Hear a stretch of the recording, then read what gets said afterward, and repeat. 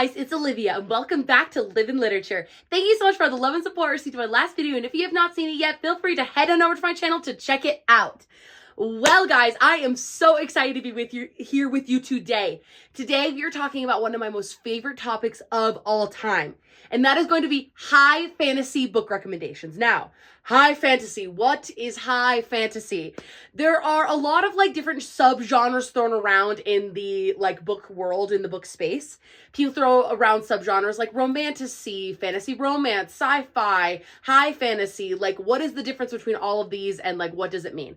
And so in today's video, we're going to be talking about high fantasy books and the differences between high fantasy and maybe a quote unquote regular fantasy, and what it entails, and the things that I personally like with a high fantasy, and some incredible recommendations for you today. Caveat and disclaimer of this video: I don't consider myself an expert of high fantasy, okay? I have dabbled quite a bit. I have dipped my toes into the water of high fantasy, but I would not consider myself an Olympic swimmer of high fantasy, if you know what I'm saying. I would not consider myself the Michael Phelps of high fantasy, okay? Remember, he thought 3 was enough. Those are going to be my Sanderson readers, my Sanderson readers, my J.R.R. Tolkien readers. They are going to be the high fantasy experts who are going to know the most about high fantasy. However, this is my version of high fantasy. My way or the highway. And I'll explain what I mean by that. So, I looked at the definition of high fantasy and what it is, and basically it just said it was a subgenre of fantasy books that have to deal with more underdog to defeating an over evil person. It's very much good versus evil vibes. It's very much about it's an underdog story that starts low, that builds up and then goes into that way for triumph. It's very much of and I also think that high fantasy also has it's a next level of intelligence in a way. And I'm not questioning anyone's intelligence. Let's be real. If we're going to be questioning anyone's intelligence around here, it's my intelligence. I'm an idiot! You're an idiot! I would say intellectually, high fantasy might have a little bit more of a complex system or a complex world building. At least with what I associate with high fantasy. However, all the recommendations I'm going to be making for you today are going to be high fantasy books that I've enjoyed, that I love, and that I think are high fantasy, but also maybe not the most advanced, scary thing in the entire world. I have to be so honest with you, I've never even attempted a Sanderson novel out of fear. Do you hear me? I'm not afraid anymore. His books, I would say, are miles long. They're 15 book series. And I consider Miss SJM's book series, those are a lot for me. Those are 5 to 7 book series. That's a long book series in my opinion. So I don't know. In my opinion, I think there are a lot of books that can fall into this category. However, the ones I'm going to be recommending for you today, I feel are the most traditional, the most Lord of the Rings-esque,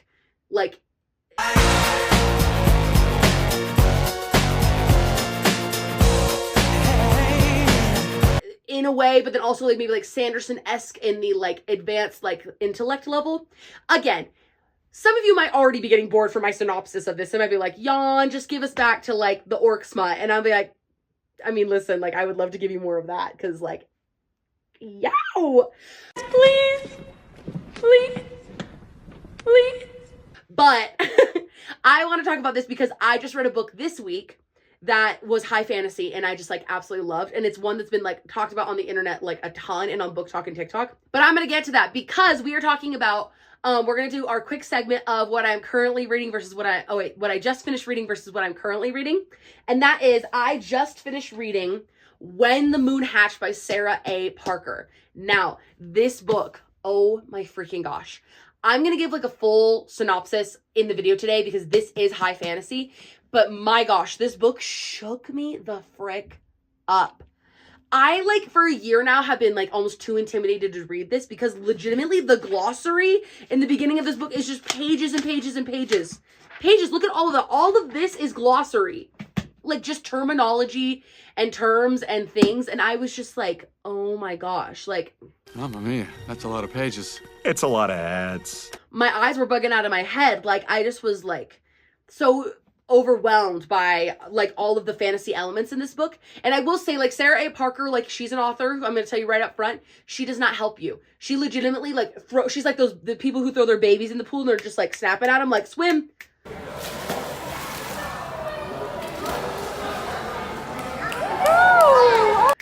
Swim if you want to live, basically. Like, Sarah does not help you whatsoever. She just is basically like throws you in and says swim. And I will say, once you start swimming and once you can like figure out how to swim, the book is great. Just keep swimming, just keep swimming, just keep swimming, swimming, swimming. And I'm like so excited for the second book. I will say I went back and forth with my ratings several times between 4.5 and 5. I couldn't decide. I think I've decided on 4.5 because there were a couple of caveats that I have with the book that still like irk me a little bit, but like I even tabbed this. Like I put tabs in because I liked this book so much. Like honestly, this book was mind blowing and what a great high fantasy. So I can't wait to talk about it in today's video, but this is what I just finished reading. And then what I'm currently reading is Kingdom of the Claw by Demi Winters. This is the second book in the Ashen series. This is book 2, but this is like a Viking, like I would say like a Viking fantasy book. It's not like high fantasy or anything, for sure not. Definitely with like the lingo and like the setting and stuff, like it just doesn't read high fantasy. But I'm still like, obviously, like I'm thoroughly enjoying it. It's super fun. It's like Vikings in the whole bit, which like I love a Viking. I love Vikings. They're very hot. Who, me? No, come on. I'm way too muscular for their taste. They wouldn't know what to do with all this. So like, I don't see anything wrong with that. I'm having a good time with it. It's the second book in the series, and the first book was good, but I was hoping that this one's gonna like amp up a little bit, and I think we're finally getting there. It definitely reads like slightly YA-ish with like some spicier like themes and elements, but again, like I'm waiting for it to like kick up a notch, and I'm hoping that like towards the end of this book we'll get there.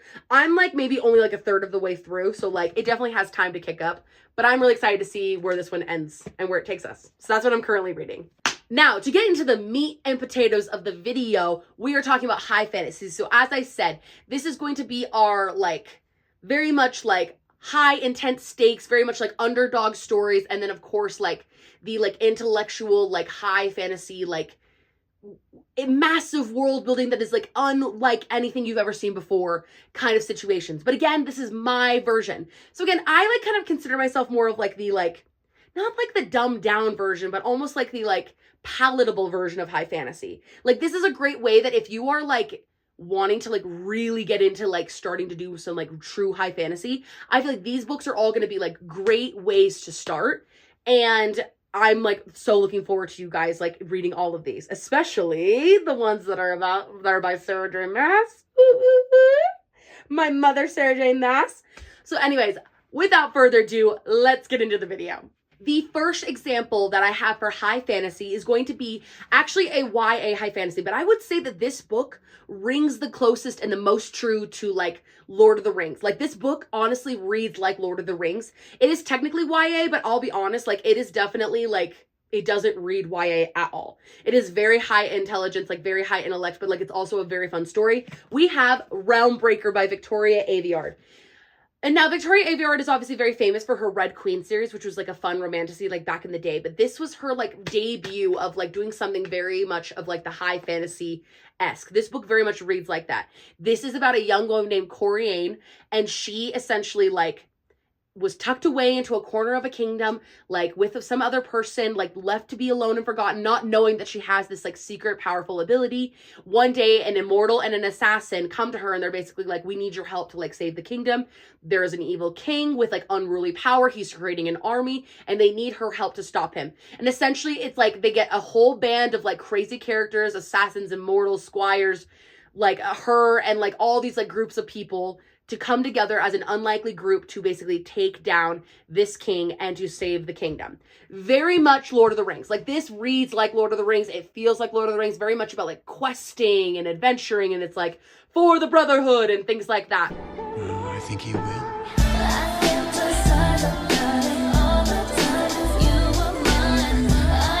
This is a 3-book series. All 3 books in the series are out. I've actually not finished the series. I've read book 1 and 2, and I still need to read the last one in the series. This one's definitely more of like a slower read because it like takes a minute to get into it. I feel like it reminds me of like the Lord of the Rings trilogy, where it's like Fellowship of the Ring is kind of like, okay, like we're just introducing everyone. It takes a little bit of time. But then you get into the 2 towers and you're like, oh my gosh, like things are happening, like let's move. And then of course, I feel like the last book is going to be like Return of the King, which was epic and so fun.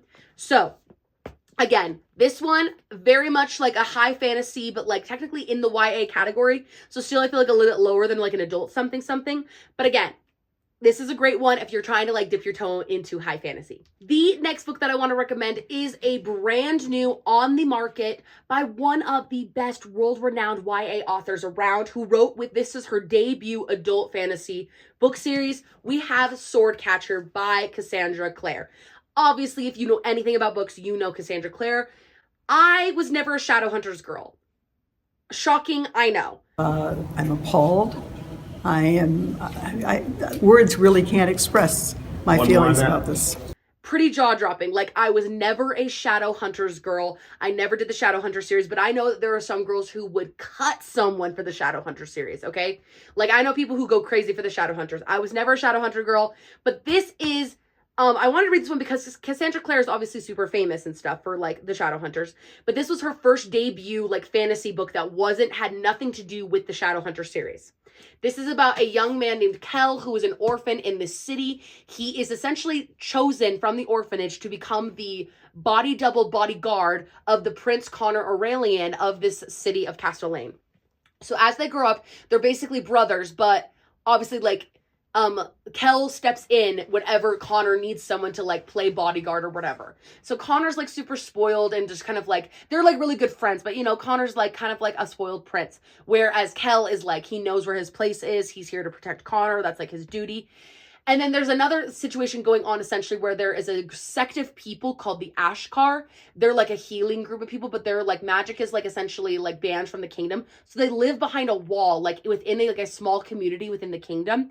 And sometimes they're called on to like come and help in certain situations. There's a failed assassination attempt that brings Kel and this woman Lynn together, and they essentially have to like work together to figure out like what's going on within the city. Why was there an assassination attempt? Again, this book, very much a great start into like high fantasy. I feel like with a lot of these like high fantasy books, we start off a little bit slower, like we're building to something, like something amazing. And I feel like this one definitely started that way. Very entertaining and extremely well written. This one does feel like that underdog story that feels like this true traditional like kings and knights and like all of the like the full bit. This one also does have like a fun little like background bit with like the Rag Picker King, so it has like an underground like mafia kind of vibe as well, which is super fun. Written by Cassandra Clare. Obviously she's a fabulous author, and I really enjoyed this one. This one's great. I would recommend it to anyone if you're looking for something that's like starting to dip your toes into high fantasy. The next book I want to talk about is by one of my absolute most favorite authors on the planet right now and currently, because she's just killing it in the writing game these days. We have Daughter of No Worlds by by Carissa Broadbent. Sorry, I got confused. Daughter of No Worlds by Carissa Broadbent. Guys, I love Carissa Broadbent. She slays.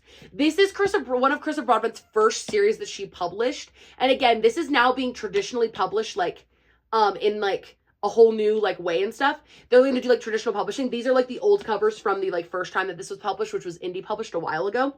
This is her first series. This is probably her most like high fantasy. I feel like the other stuff that she's doing is more like fantasy romance, or it's more just like true fantasy. Like it's slightly more simplistic, but not really. This one though reads high fantasy to me because this is a complete and true underdog story. This is about a young woman named Tisana who has like lived a life in slavery essentially because of what she is. She has like magic and like she has a wielder ability, and she's lived within slavery her entire life. She essentially commits a crime where she has to run away and essentially join the order. She wants to join the order so she can learn how to control her magic and like serve the kingdom and stuff. But when she realizes when she gets there, she becomes an apprentice to a man named Max Antarius. And Max essentially like hates the orders. He doesn't want anything to do with it, but he sees how determined Tisana is to learn. And so they start working together. There is a little bit of a romance with this one, which I'm like, yes, let's do it. And essentially they have to figure out like is the orders good? Is the orders bad? Like, what is it doing for people? And Tasana and Max essentially are like working together to like both help the kingdom, but also take down the orders, this organization that they're both a part of. This one is definitely more romantic than the other two I just recommended. And that's why I like it the most. That's why I like it, because there's romance. I like romance. I like to be swept off my feet. I like when people fall in love. I'm in love. I'm obsessed.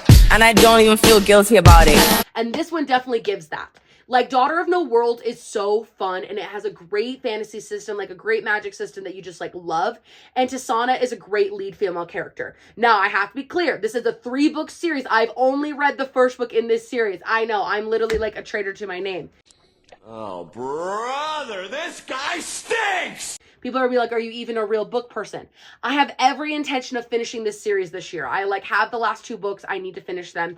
But I loved the first one. Daughter of No World is great. Carissa Broadbent's writing just shines through. And I just adore her. I adore Carissa Broadbent. I feel like she writes the best female characters. So definitely check out Daughter of No Worlds. I think it's fabulous. The next 2 that we're going to do, I'm going to talk about both of these for different reasons of high fantasy.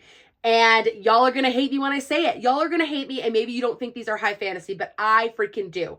We have Miss SJM's Crescent City and Throne of Glass. Now, for 2 different reasons, these both read high fantasy to me. Let's start with Crescent City.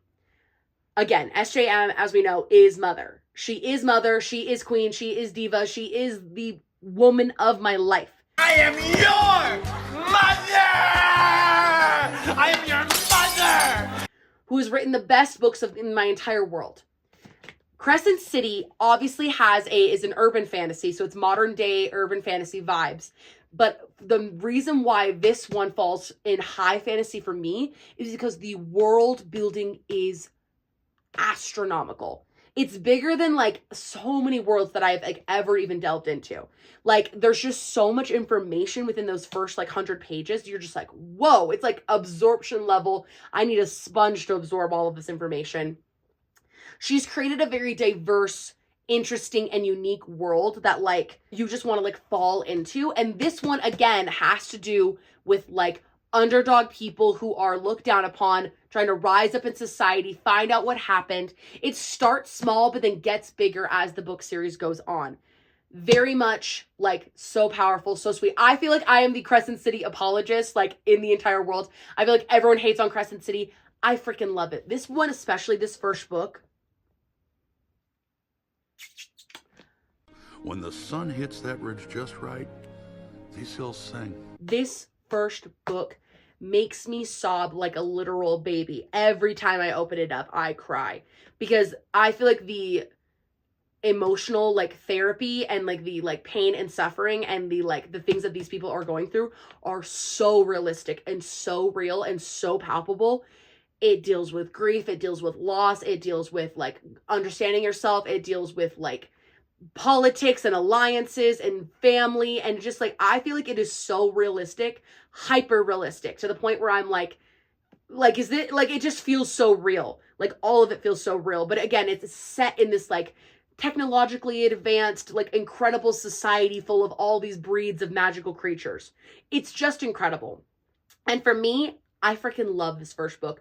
The rest of the series, like, again, I've given a whole video about House of Flame and Shadow. I gave a whole video about Sky and Breath. It's on the channel. You can go check those out. But I do absolutely love this first book. And I do think that this is a great high fantasy for anyone out there who wants to read something that's truly incredible, but also deeply romantic and deeply moving. Then you have the single greatest high fantasy series on the planet. There you have it. The single greatest fantasy series to ever be written in the entire world. For me, Throne of Glass, 8 books long. The book series is 8 freaking books long. And it is truly the best thing of my life. I talk about Throne of Glass every single day. No cap today, all right? Day 3, no cap. I read this book series about 5 years ago. 5. And I still talk about this book every day. Every day characters come up. Every day I talk about Rowan Whitethorn. I know! You know, I know, I got it. I got the concept. Daddy Rowan Whitethorn. Ooh, ooh, ooh, ooh, ooh, ooh.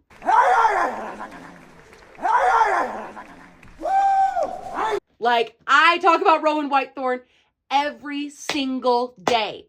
Like, this book series means more to me than anything in the entire world, and I would put it in a high fantasy category because this is the underdog story of the ages. This is about an assassin coming from the mines of Endervere where no one survives, brought from the clutches of death, essentially, to become the king's champion and compete.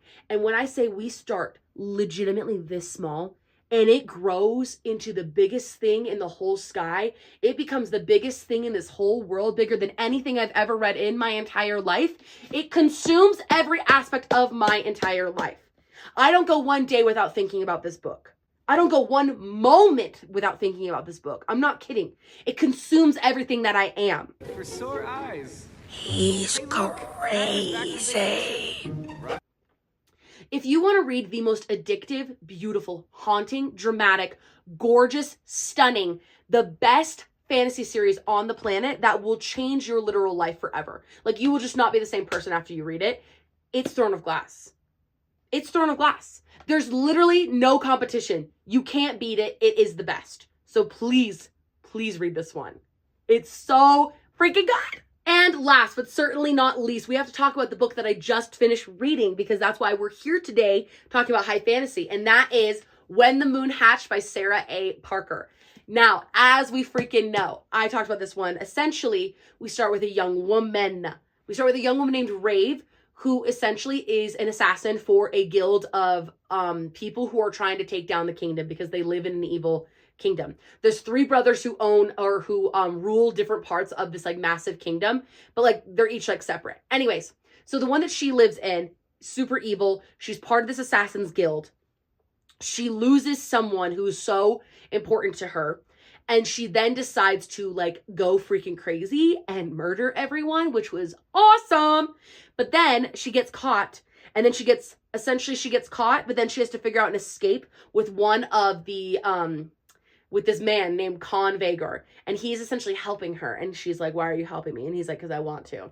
And essentially it turns into this whole other plot where he like helps her out, and they essentially like team up to like take down the kingdom. Now, this book was so confusing to read. Like, I was so confused for so much of this because there is so much the author is not telling you. Like, she'll say things at like chapter 5, and then it'll come back up in like chapter 57, and you're like, oh my gosh, like it all makes sense why she was acting like a freak.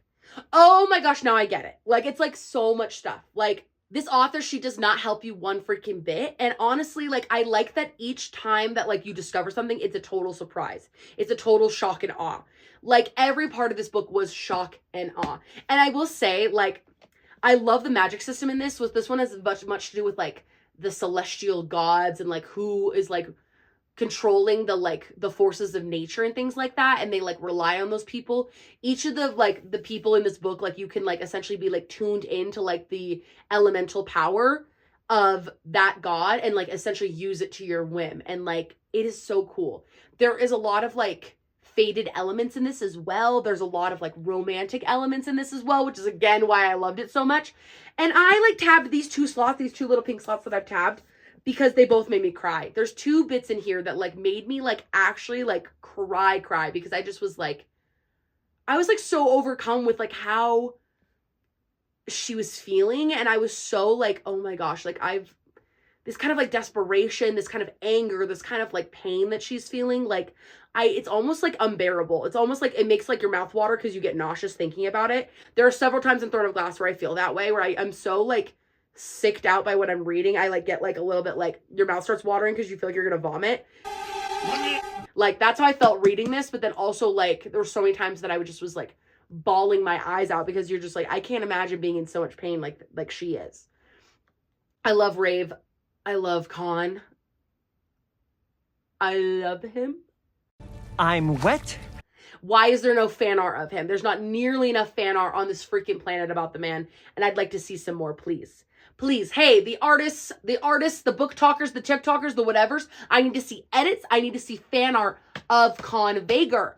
I need to see edits of Con Vagar and Rave, okay? I need to see the edits now. All right, this is it, people. Let's move. Let's go, go, go, go. So again, this book is also dragons. So if you've been missing dragons from your life, this is a dragon heavy book, which I love the dragon element of this. It's very, very cute. And again, I love this book. I thought it was fabulous. I literally cannot wait for book 2, which comes out this fall. So I'm so glad that I finally read this. It is fabulous and I loved it. And I hope you guys will all love it. So that is all the book recommendations I have for you guys today. So I hope you enjoyed this video. And if you did, do not forget to like, comment, subscribe to the Living Literature YouTube channel.